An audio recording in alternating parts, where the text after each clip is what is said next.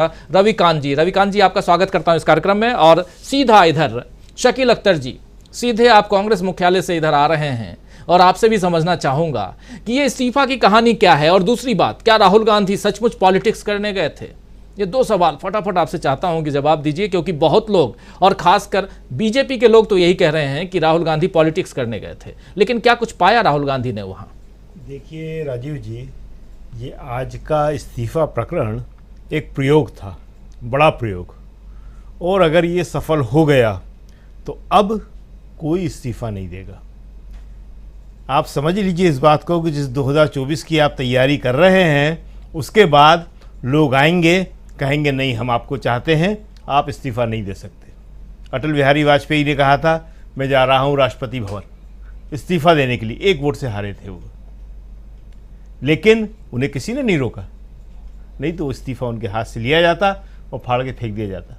और ये समझा जा रहा है कि इस्तीफे की जैसे एक ही कॉपी होती है, जो इस्तीफे की कॉपी जो थी, जो टाइप्ड कॉपी थी, वो फाड़ के फेंक दी तो उसके बाद अब उसकी दूसरी कॉपी नहीं निकल सकती।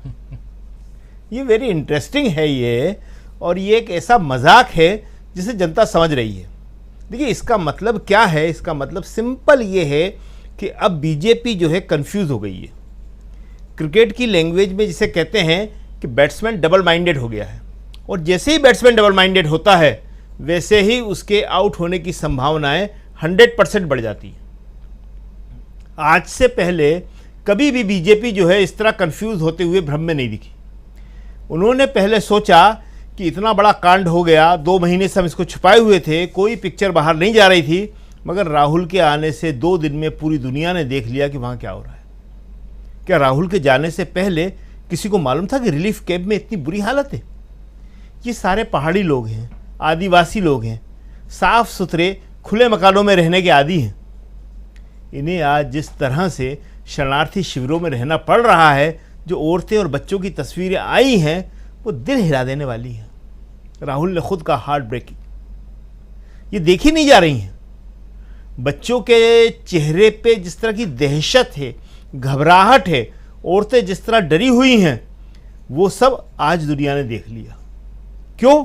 क्योंकि राहुल वहाँ गए थे। और अगर राहुल नहीं जाते, जैसे कि संबित पात्रा जी कह रहे थे कि ये जिद अच्छी है, जिद बुरी नहीं होती है हमेशा। एक जिद इन्हीं के पार्टी के एक नेता ने एक बार की थी, हम याद दिला दें पात्रा जी को, और वो इनके नेता थे, इनके पहले प्रधानमंत्री इनकी पार्टी के अटल बिहारी वाजपेयी जी। और उन्होंने जिद कब की थी पता नहीं, इन्हें याद भी होगा वो इतिहास की नहीं होगा।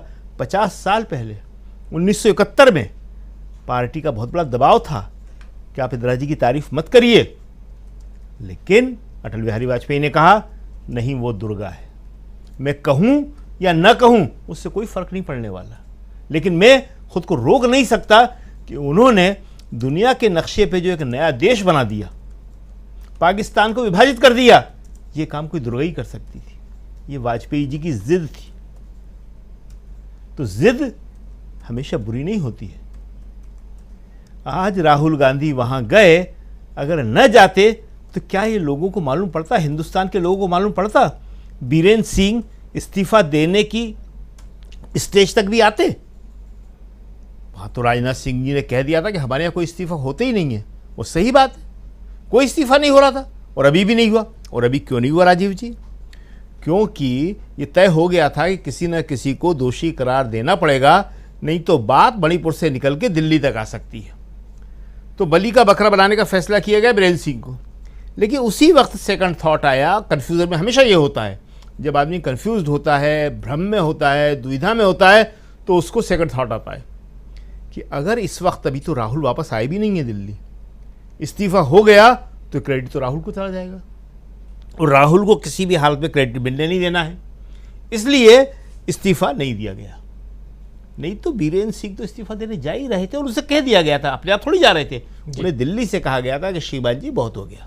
ये जो तस्वीर देख रहे हैं ये राहुल दिल्ली लौट आए हैं। जी हाँ। उसकी तस्वीरें हैं जो हम यहाँ पर साझा कर रहे हैं आप लोगों के बीच। बीच में जो हमारे और शकील अख्तर जी के बीच की जो स्क्रीन है, इसमें आप जो विंडो है इसमें आप अलग अलग तस्वीरें देखेंगे राहुल गांधी की, खासकर वहाँ कैंप में मिलते हुए। और ये जो काफिला है ये राहुल गांधी के लौटने का है। लेकिन खासकर जो बात आप बता रहे हैं शकील अख्तर जी, और वहाँ की तस्वीरें भी मैं चाहूँगा अपने प्रोड्यूसर से कहूँगा कि वहाँ की तस्वीरें ज़रा दिखाइए, लोगों से मिलते हुए उस कैंप के हालात जो हैं उसको, महिलाओं के बीच, बच्चों के बीच राहुल गांधी, और सबसे बड़ी चीज कि वहां जो पैरामिलिट्री फोर्सेस लगी हुई हैं और वो भी राहुल गांधी से मिलकर बहुत सुखद अनुभव कर रहे हैं। खैर अपनी बात रखिए प्लीज शकील अख्तर जी। देखिए, राहुल गांधी का वहां जाना एक बहुत बड़ी हिम्मत की बात तो थी ही, लेकिन एक विपक्षी नेता के लिए ये बहुत ज़रूरी भी था।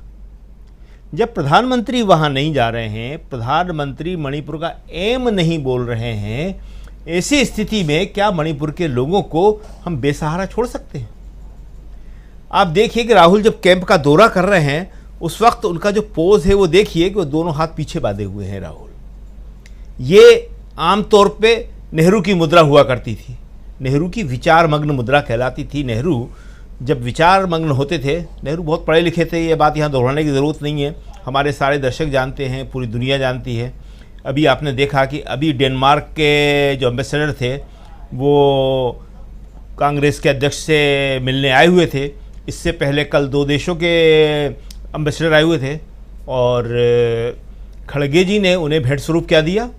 नेहरू की किताबें। आज नेहरू की किताब दी, कल दी थी अम्बेडकर की दी। तो ये जो नेहरू है, नेहरू पे चाहे आप जितने आरोप लगा लो, नेहरू जो बहुत बड़ी लकीर खींच गए हैं उसको कोई छोटा नहीं कर सकता, चाहे जितने खींचने की कोशिश करो। तो हम ये बता रहे थे कि नेहरू की तरह हाथ पीछे बांध के राहुल वॉक कर रहे थे, चल रहे थे, लेकिन ये नेहरू की स्टाइल ज़रूर थी, मगर ये राहुल की बेबसी थी।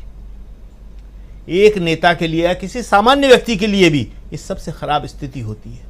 राहुल आज विपक्ष में है, कुछ भी नहीं कर सकते, बेबस है, लेकिन राहुल ये कर सकते थे और राहुल ने किया। और राहुल ने वहाँ कहा कि मैं आप लोगों के बीच खड़े होकर आपके दुख सुख बांट सकता हूँ। राहुल ने कहा कि मैं यहाँ हूँ और मैं जो भी कर सकता हूँ करूँगा शांति की वापसी के लिए। हिंसा किसी भी समस्या का हल नहीं है।